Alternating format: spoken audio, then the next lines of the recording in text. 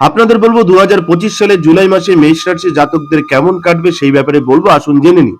মিশ্র ফলদায়ক হবে এই মাসটি। শুভ দিন হচ্ছে 3, 6, 11, 17 এবং 25।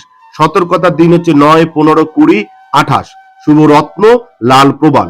আসুন আপনাদের বলবো আপনারা কি করবেন বিভিন্ন সমস্যা থেকে বাঁচার জন্য। মঙ্গলবার ও শনিবার হনুমানজি এবং শনিদেবের পুজো করতে পারেন।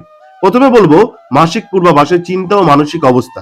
এই মাসে কিছু মানসিক চাপ দেখা দিতে পারে, বিশেষ করে পরিবার ও কাজের ভারসাম্য নিয়ে।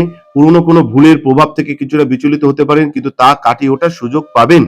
কর্মজীবন এবং ব্যবসা সম্পর্কে বললে কর্মজীবীদের জন্য দ্বিতীয় এবং তৃতীয় সপ্তাহটা কিছুটা চাপের হতে পারে। বিশেষ করে সহকর্মীদের সঙ্গে ভুল বোঝাবুঝি হতে পারে।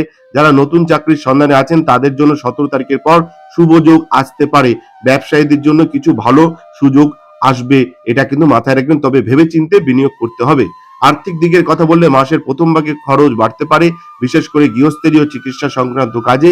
মাসের শেষের দিকে আর্থিক অবস্থার উন্নতি হতে পারে পুরনো পাওনা ফেরত আসার মাধ্যমে। লটারি, শেয়ার বা ঝুঁকিপূর্ণ কোনো বিনিয়োগ এড়িয়ে চলাই ভালো হবে। এবার প্রেম এবং দাম্পত্য জীবনের কথা যদি বলি, অবিবাহিতদের জন্য প্রেমের নতুন যোগ আসতে পারে বন্ধু বা সোশ্যাল মিডিয়া মারফত।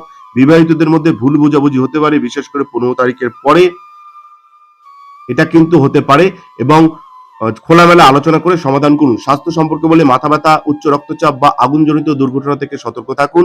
গ্যাস্ট্রিক ও হজমের সমস্যা দেখা দিতে পারে, অতিরিক্ত ঝাল বা বাইরের খাবার এড়িয়ে চলুন। বিশেষ টোটকা হিসেবে আপনাদের বলবো প্রতি মঙ্গলবার লাল কাপড়ে 5টি লাল রঙের চিনি এবং একটি লাল চন্দনের টুকরো বেঁধে হনুমানজির চরণে অর্পণ করুন। এতে কেটে যাবে বাধা বিপত্তি এবং আপনার মান সম্মান বৃদ্ধি পাবে। ধন্যবাদ, ভালো থাকবেন। এবং আপনাদের আরেকটা কথা বলবো যে জুলাই মাসে জাতক জাতিক কিছু চ্যালেঞ্জ এবং সুযোগ দুটোই নিয়ে আসবে। ধৈর্য এবং মনোসংযোগ বজায় রাখলে আপনি কিন্তু অনেক কিছু সামলে নিতে পারবেন। ধন্যবাদ, ভালো থাকবেন। জয় শিব শম্ভু, হর হর মহাদেব, ওম নমঃ শিবায়।